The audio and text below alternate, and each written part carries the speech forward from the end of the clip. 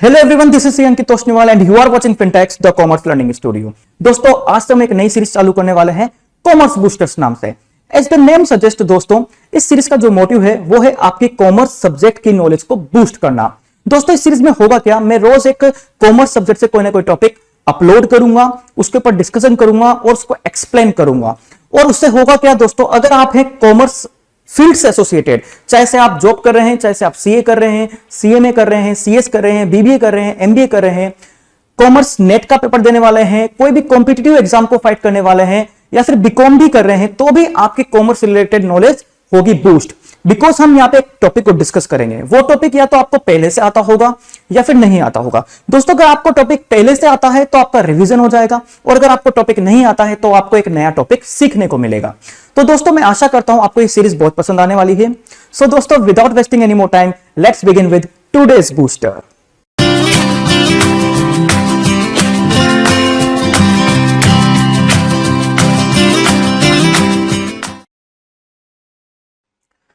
दोस्तों, आज जो हम टॉपिक डिस्कस करने वाले हैं वो है 1% कंपनी।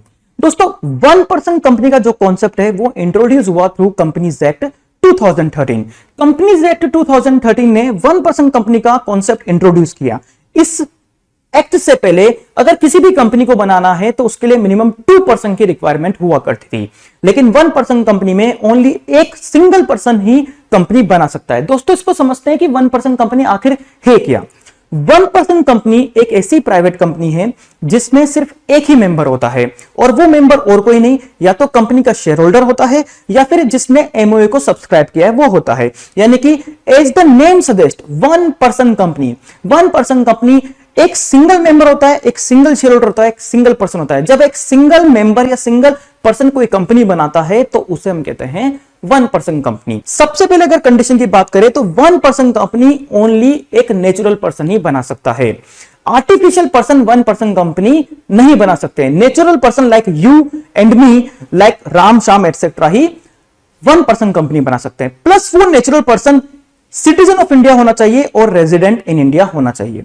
दोस्तों, रेजिडेंट इन इंडिया का मतलब वही है जो कि इनकम टैक्स एक्ट में दे रखा है। एक ऐसा पर्सन जो कि प्रीसीडिंग 1 कैलेंडर ईयर में 182 डेज या उससे ज्यादा इंडिया में स्टे करता है, उसे कहते हैं हम रेजिडेंट इन इंडिया। दोस्तों, यानी कि 1% कंपनी बनाने के लिए नेचुरल पर्सन होना चाहिए, प्लस रेजिडेंट इन इंडिया होना चाहिए, प्लस सिटीजन ऑफ इंडिया होना चाहिए। दोस्तों, अगर मैं अगली कंडीशन की बात करूं तो यह कहता है कि एक मेंबर एक ही ओपीसी बना सकता है, एक पर्सन एक ही ओपीसी बना सकता है, एक पर्सन एक से ज्यादा 1% कंपनी नहीं बना सकता है।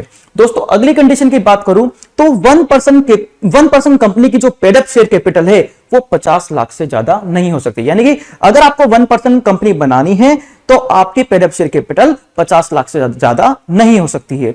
अगली कंडीशन ये है दोस्तों कि 1% कंपनी का average annual turnover during 3 financial year वो 2 करोड़ से ज्यादा नहीं हो सकता। यानी कि 3 फाइनेंशियल ईयर का अगर हम एवरेज लेंगे टर्नओवर का, वो 2 करोड़ से ज्यादा नहीं हो सकता है 1% कंपनी के केस में।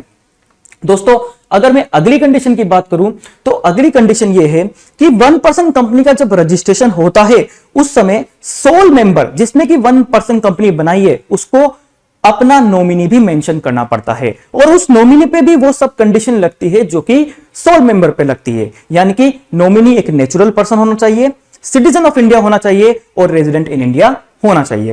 तो जब भी 1% कंपनी का रजिस्ट्रेशन होगा तो सोल मेंबर को नॉमिनी मेंशन करना होगा। अगली बात करूं दोस्तों, क्या 1% कंपनी का पर्पस क्या हो सकता है। 1% कंपनी चैरिटेबल पर्पस के लिए नहीं बनाई जा सकती है। 1% कंपनी ओनली बिजनेस पर्पस के लिए बनाई जा सकती है। दोस्तों, अगली बात करें तो यह कहता है क्या 1% कंपनी का कन्वर्जन हो सकता है प्राइवेट कंपनी या पब्लिक कंपनी में।